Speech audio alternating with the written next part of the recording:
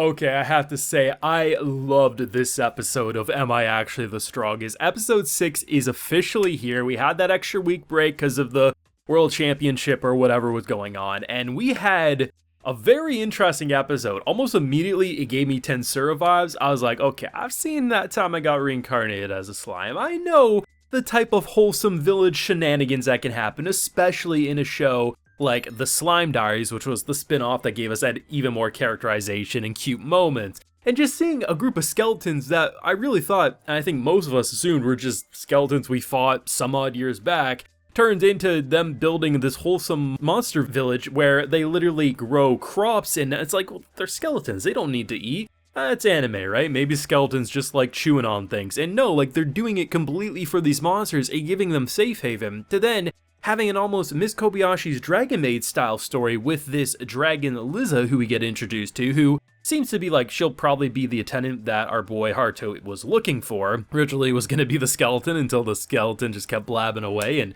he didn't even pay attention. But it's weird, it's almost like TenSura meets Miss Kobayashi's Dragon Maid equals Am I Actually the Strongest episode 6, and it works so well and just has me eager for more. Now, I do have a full live reaction to today's wonderful episode available on my Patreon, so if you would like to see my full uncut thoughts, it's over there if you're interested. But surprisingly, we got a lot to dive into, and I say surprisingly because the more I watch this show, whether we have intense moment like Son reuniting with Mother under the disguise of Zero from Code Geass, or we have an episode like this, which is all about our boy being like, okay, in 3 months, I have to have someone picked by 3 months, right? For a kid who's basically saying like he wants to have the laziest lifestyle, he jumps aboard his homework a lot faster than most lazy slobs would. Like most people would probably try to leave it till last minute. He's getting the jump on it 3 months in advance. But I like the fact that for a show that I really thought would be that C, maybe B grade anime at best, one of those shows that's not really great, but not really horrible, it's just kind of a fun watch,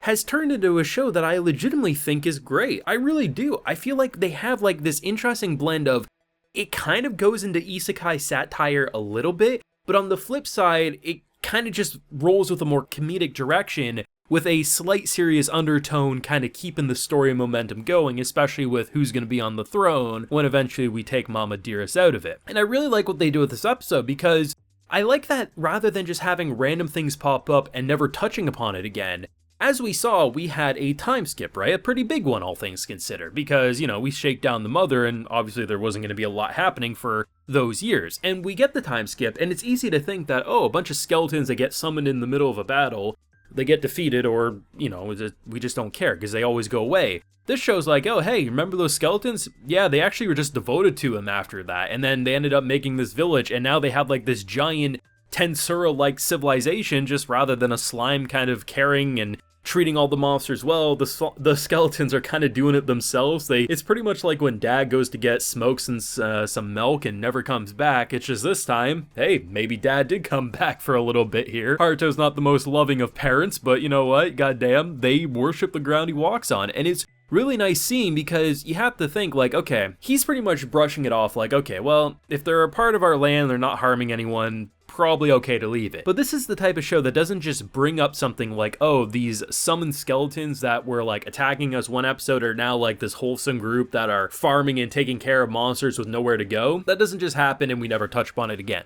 His father, or maybe some knights, there's going to be a battle, like something will happen with that, good or bad, and I'm interested to see where they take it, because while I didn't expect to see it, now that I know it's here, it means there's a lot of possibilities to work with that for both comedic and even potential drama, especially if, you know, humans, I mean, we literally have an episode where it's all about humans, they see a dragon and they raise their pitchforks because it's the thrill of the hunt. Who's to say, like, the same thing's not going to happen to this wholesome group of monsters that, I mean, eventually Haruto will probably have to protect. It'll be interesting to see what they do with that, but even just like the big golem, the flirtatious golem handing him the flower, like, I thought like, okay, you know, we're talking to a talking group of skeletons. Okay, the village chief is going to be the attendant. Nope, he blabbers too much. Okay, this like moe blob big stone golem's gonna be the attendant. He dips and leaves her. And by the end of the episode, I think we're all kind of looking at Liza as probably gonna be that, especially given that, I mean, she very much enjoys books, and I feel like being an attendant is about reading books, reading paperwork and stuff, so it just kind of feels like she would fit that role, and she's not as explosive and angry as someone like Flay, so probably would be the right choice. But I really did like what they did with her story, because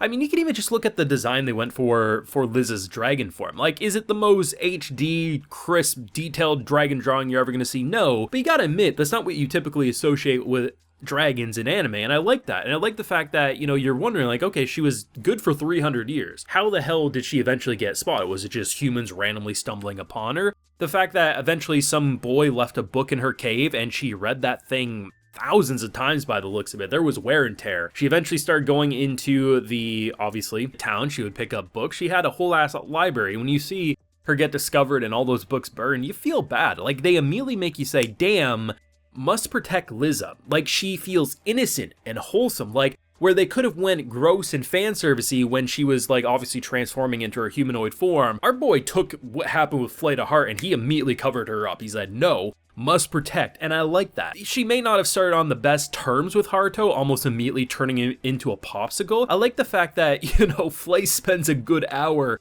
hyping our boy up, so she comes out appreciating him as well, as they fly off in the distance and she has to run to the hills. It's good, man. I really like what they're doing. I feel like it knows what type of show it wants to be. It doesn't try to overstep. It doesn't try to do too much and then in return what it tries to do and attempts, it just feels shallow. No, it has like a few different story beats that it works with, like the comedic direction of like corrupting who should be one of the most proud royal members of the family, Charlotte, into the biggest degenerate weeb ever. And she's still wholesome, but you can just tell, like, anime and Japanese culture be ruining this girl. You have Flay's kind of like, yeah, devotion and absolutely kissing his feet and basically just kissing his ass, all things considered. But it's nice to see that she is that ride or die, and yeah, she got a bit of a temper and tries to burn a few too many humans, but you appreciate it. Haruto, despite saying he wants to be a shut-in and basically worshipping a dragon who did just that, at the end of the day, he's incredibly hardworking, and you like seeing his new family story overlap with his old family story.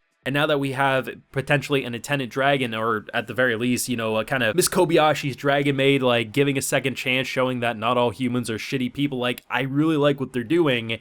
And this was worth the wait. Like, both times this show's went on break, not because of production issues, but because ultimately, well, you know, things have been taking up its TV slots. Sporting events do that. I have come back up saying the wait was worth it. I really missed watching it, and I did miss watching it last week. This show went from something I really thought would be a C-grade, B-grade anime into something that's legitimately great, maybe even amazing because of the style it's working with. Is it revolutionizing the genre and anime industry? No, but it knows exactly what type of anime to be, and it fits in its own little box that's away from the other type of isekai that you'll see this year, and really just stands tall and proud, and you love to see it. But let me know what you thought, because we're now officially halfway through this anime. Are you loving it like myself, or you got a different feeling? Let me know down below. Leave a like if you enjoyed, subscribe if you're new around here, of course ring that bell so you can get notified when I upload more videos to the channel. And like I mentioned, we do have a full live reaction to today's wonderful episode available on my Patreon, and while you're there, you'll also get a video shout out. So today we have Ivy Ortega, Nolan Palmer, Powell Graux, Jaxo23, N-Star, and Crystal Plays. So I appreciate the support, everyone. Please take care and have a good one.